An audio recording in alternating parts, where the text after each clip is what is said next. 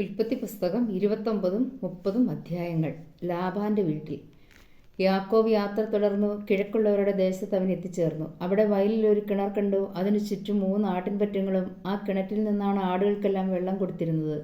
വലിയൊരു കല്ലുകൊണ്ട് കിണർ മൂടിയിരുന്നു. ആട്ടിൻപറ്റങ്ങളെല്ലാം എത്തിച്ചേരുമ്പോൾ അവർ കിണറ്റുവക്കത്തു നിന്ന് കല്ലുരുട്ടി മാറ്റി ആടുകൾക്ക് വെള്ളം കൊടുക്കും. അത് കഴിഞ്ഞ് കല്ലുരുട്ടി വെച്ച് കിണറടയ്ക്കുകയും ചെയ്യും. യാക്കോബ് അവരോട് ചോദിച്ചു, സഹോദരന്മാരെ, നിങ്ങൾ എവിടെ നിന്ന് വരുന്നു? ഹാരാനിൽ നിന്ന് എന്നവർ മറുപടി പറഞ്ഞു. അവൻ വീണ്ടും ചോദിച്ചു, നിങ്ങൾ നാഹോറിന്റെ മകൻ ലാബാനെ അറിയുമോ?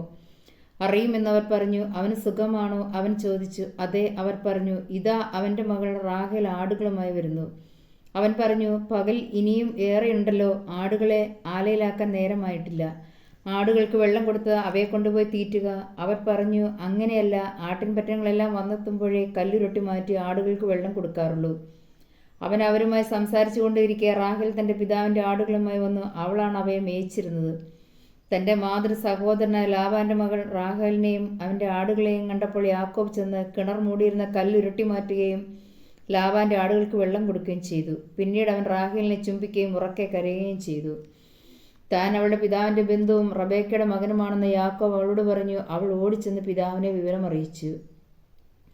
തൻ്റെ സഹോദരിയുടെ പുത്രനായ യാക്കോബിൻ്റെ വാർത്ത കേട്ടപ്പോൾ ലാബാൻ അവനെ കാണാൻ ഓടിയെത്തി. അവൻ യാക്കോബിനെ കെട്ടിപ്പിടിച്ച് ചുംബിച്ച് വീട്ടിലേക്ക് കൂട്ടിക്കൊണ്ടുപോയി. യാക്കോബ് വിവരങ്ങളെല്ലാം ലാബാനോട് പറഞ്ഞു. ലാബാൻ പറഞ്ഞു, എൻ്റെ അസ്ഥിയും മാംസവും തന്നെയാണ് നീ. 1 മാസം യാക്കോബ് എൻ്റെ കൂടെ പാർത്തു.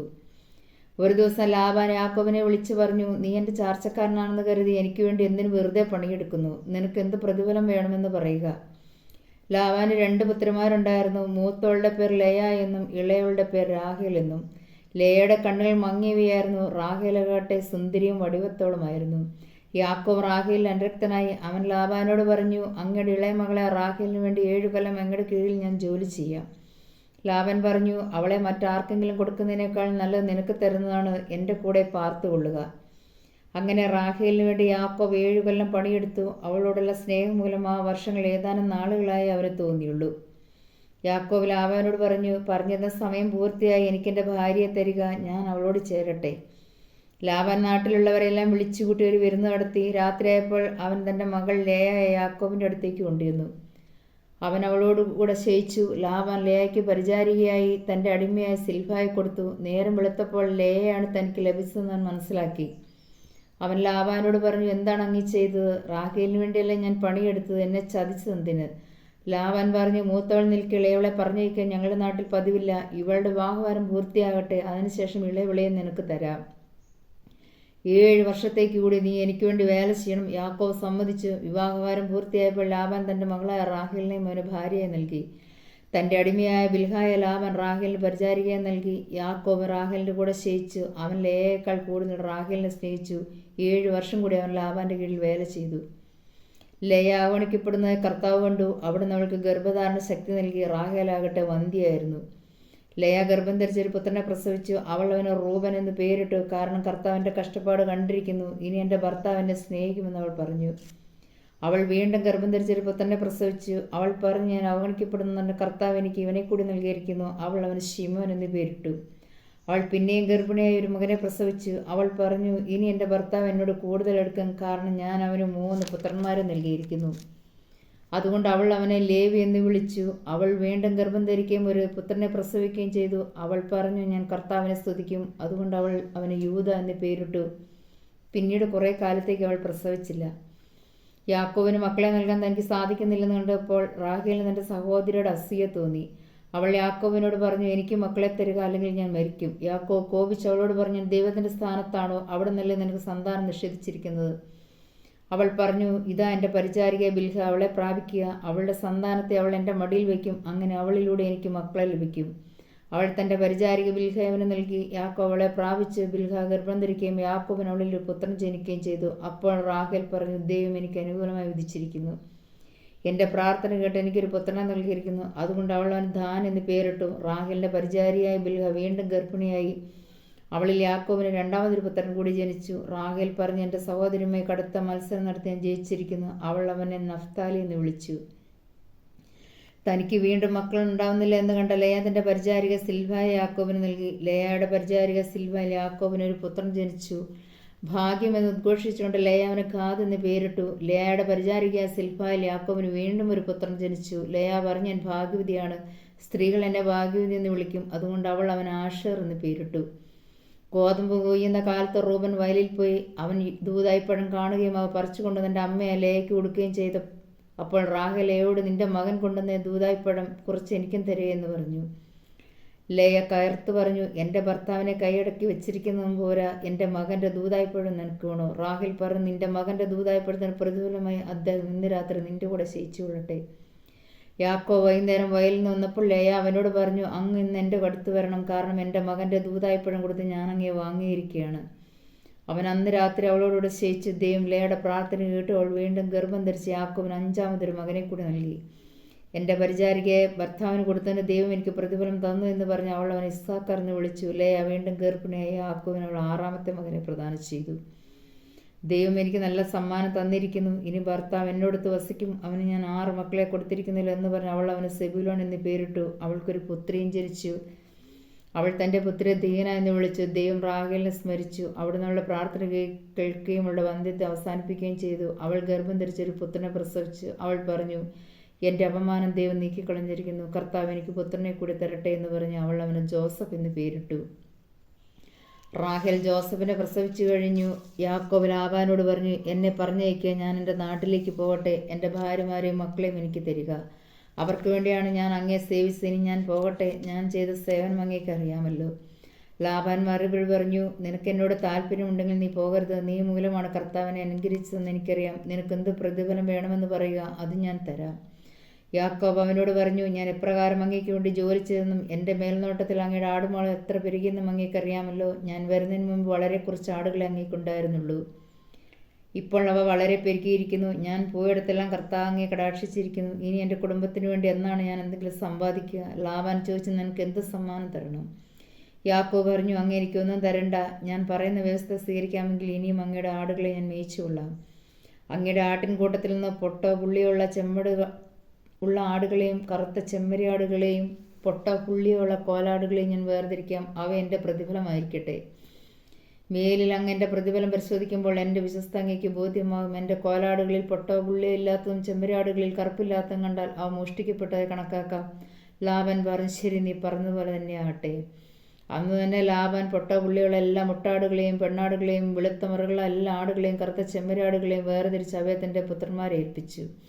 ബാക്കിയുള്ള ആടുകളെ യാക്കോബിനെ ഏൽപ്പിച്ചു. തനിക്കും യാക്കോബിനും മധ്യ 3 ദിവസത്തെ യാത്രാദൂരം ഏർപ്പെടുത്തുകയും ചെയ്തു. യാക്കോബ് ഇലവിൻ്റെയും ബദാമിൻ്റെയും അഴിഞ്ഞിലിൻ്റെയും പച്ചക്കമ്പുകൾ വെട്ടിയെടുത്ത് അവയിൽ അങ്ങിങ്ങ് വെളുപ്പ് കാണത്തക്ക വിധം തൊലിയുരിഞ്ഞു കളഞ്ഞു. താൻ തൊലിയുരിഞ്ഞു മാറ്റിയ കമ്പുകൾ ആടുകൾ വെള്ളം കുടിക്കുന്ന പാത്തികളിൽ അവയുടെ മുൻപിൽ അവൻ കുത്തി നിർത്തി. വെള്ളം കുടിക്കാൻ വരുമ്പോഴാണ് അവ ഇണച്ചേരാറുള്ളത്. ആടുകൾ ഈ കമ്പുകളുടെ മുൻപിൽ ഇണച്ചേർന്നു. അവയ്ക്ക് പൊട്ടും പുള്ളിയും വരയുമുള്ള കുട്ടികളുണ്ടായി. യാക്കോബ് ചെമ്മരിയാടുകളെ വേർതിരിച്ച് ലാബാൻ്റെ കൂട്ടത്തിലെ വരയുള്ളതും കറുത്തും ആടുകളുടെ നേരെ നിർത്തി. തൻ്റെ കൂട്ടത്തെ ലാബിൻ്റെതിനോട് ചേർക്കാതെ മാറ്റി നിർത്തുകയും ചെയ്തു. കൊഴുത്ത ആടുകൾ ഇണചേരുമ്പോൾ അവൻ ഈ കമ്പുകൾ അവയുടെ കൺമുൻപിൽ പാത്തികളിൽ വയ്ക്കും. താൻ മൂലം കമ്പുകൾക്കിടയിൽ അവ ഇണച്ചേർന്നു. എന്നാൽ മെലിഞ്ഞവ ഇണചേർന്നപ്പോൾ അവൻ കമ്പുകൾ നാട്ടിയില്ല. അങ്ങനെ മെലിഞ്ഞവ ലാബാൻ്റേതും കറുത്തുള്ളവ യാക്കോബിൻ്റേതുമായി. ഇപ്രകാരം യാക്കോബ് വലിയ സമ്പന്നനായി. അവന് ധാരാളം ആടുകളും ദാസന്മാരും ഒട്ടകങ്ങളും കഴുത. ജോബിൻ്റെ പുസ്തകം 19-ഉം 20-ഉം അധ്യായങ്ങൾ.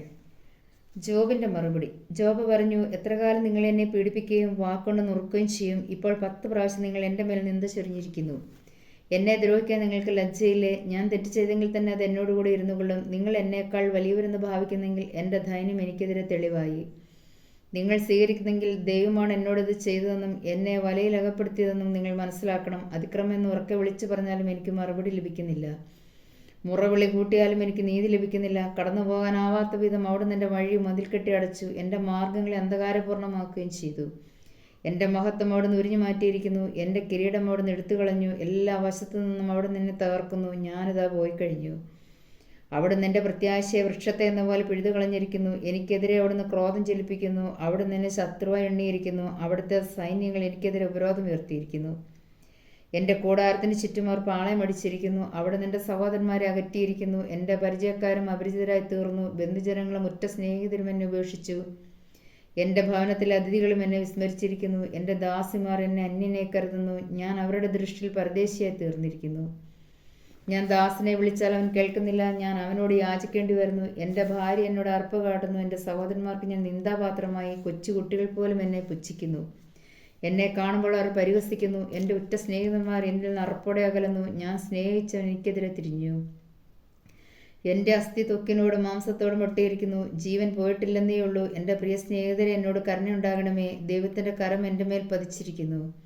ദൈവത്തെപ്പോലെ നിങ്ങളും എന്നെ അനുധാവനം ചെയ്യുന്നത്. എൻ്റെ മാംസം കൊണ്ട് നിങ്ങൾക്ക് തൃപ്തി വരാഞ്ഞത്. എൻ്റെ വാക്കുകൾ എഴുതപ്പെട്ടിരുന്നെങ്കിൽ അവ ഒരു പുസ്തകത്തിൽ രേഖപ്പെടുത്തിയിരുന്നെങ്കിൽ. ഇരുമ്പ് നാരായും ഈയവും കൊണ്ട് അവ എന്നേക്കുമായി പാറയിൽ ആലേഖനം ചെയ്തിരുന്നെങ്കിൽ. എനിക്ക് ന്യായം നടത്തി തരുന്നവൻ ജീവിക്കുന്നെന്നും അവസാനം അവിടുന്ന് എനിക്ക് വേണ്ടി നിലകൊള്ളുമെന്നും ഞാൻ അറിയുന്നു.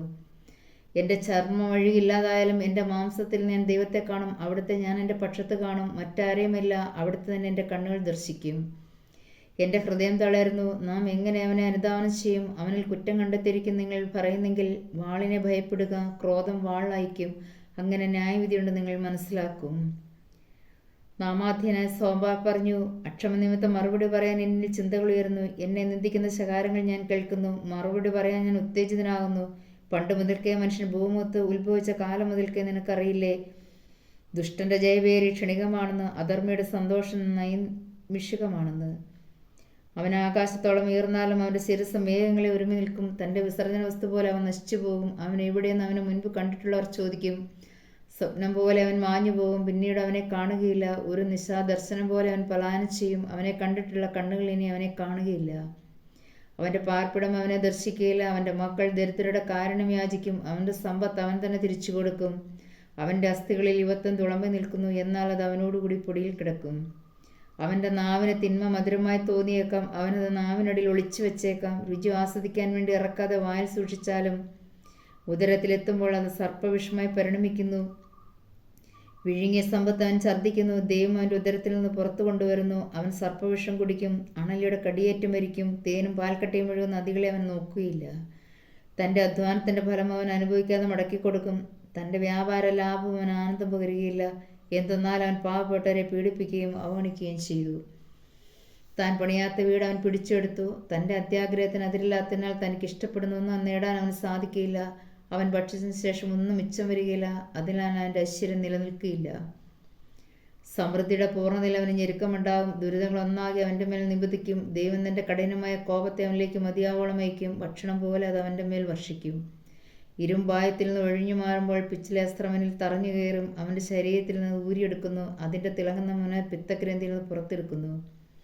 ഭീകരതകൾ അവൻ്റെ മേൽ വരുന്നു. സാന്ദ്രമായ തമസ് അവൻ നിക്ഷേപമാക്കി വെച്ചിരിക്കുന്നു. ആരും ഊതി കത്തിക്കാത്ത അഗ്നി അവനെ വിഴുങ്ങും. അവൻ്റെ കൂടാരത്തിൽ അവശേഷിക്കുന്നതിനെ ദഹിപ്പിക്കും. ആകാശം അവൻ്റെ അനീതികളെ വെളിപ്പെടുത്തും. ഭൂമി അവനെതിരെ ഉയരും. അവൻ്റെ ഭവനത്തിലെ സമ്പാദ്യങ്ങൾ കവർച്ച ചെയ്യപ്പെടും. ദൈവകോപത്തിൻ്റെ ദിനത്തിൽ അവ പോയിപ്പോകും. ദുഷ്ടന് ദൈവം നൽകുന്ന ഓഹരിയും ദൈവത്തിൽ നിന്ന് അവന് ലഭിക്കുന്ന അവകാശം ഇതാണ്. സുഭാഷിതങ്ങൾ 3-ാം അധ്യായം 5 മുതൽ 8 വരെയുള്ള വാക്യങ്ങൾ. കർത്താവിനോട് വിശ്വസ്തത. കരുണയും വിശ്വസ്തയും നിന്നെ പിരിയാതിരിക്കട്ടെ. അവയെ നിന്റെ കഴുത്തിൽ ധരിക്കുക, ഹൃദയഫലകത്തിൽ രേഖപ്പെടുത്തുകയും ചെയ്യുക. അങ്ങനെ നീ ദൈവത്തിൻ്റെയും മനുഷ്യരുടെയും ദൃഷ്ടിയിൽ പ്രീതിയും സൽകീർത്തിയും നേടും. കർത്താവിൽ പൂർണ്ണ ഹൃദയത്തോടെ വിശ്വാസം അർപ്പിക്കുക. സ്വന്തം ബുദ്ധിയെ ആശ്രയിക്കുമരുത്. നിന്റെ എല്ലാ പ്രവർത്തികളും ദൈവവിചാരത്തോടെ ആകട്ടെ. അവിടുന്ന് നിനക്ക് വഴി തെളിച്ചു തരും. ജ്ഞാനിയെന്ന് സ്വയം ഭാവിക്കരുത്. കർത്താവിനെ ഭയപ്പെട്ട തിന്മയിൽ നിന്ന് അകന്നു മാറുക. അത് നിന്റെ ശരീരത്തിന് ആരോഗ്യവും അസ്ഥികൾക്ക് അനായാസതയും നൽകും.